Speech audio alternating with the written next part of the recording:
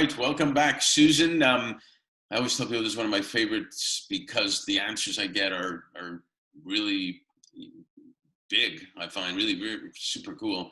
So influencers come in all sizes, different colors, different backgrounds. Sometimes it's somebody says something in 1 minute at the right time that hits, or someone that's long term.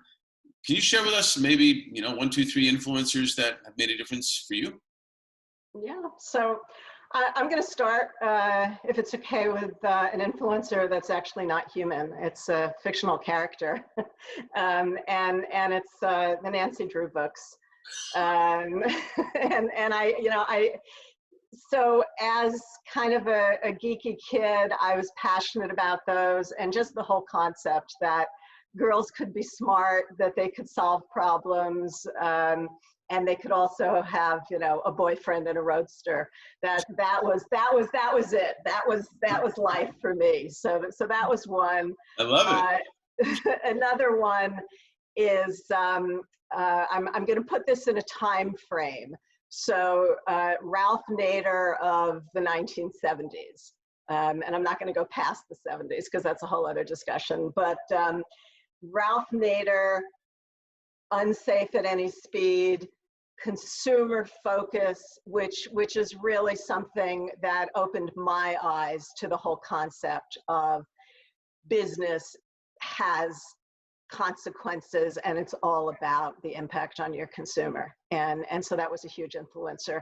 And then if I have another minute, I'll just lump my parents together, but in two different ways.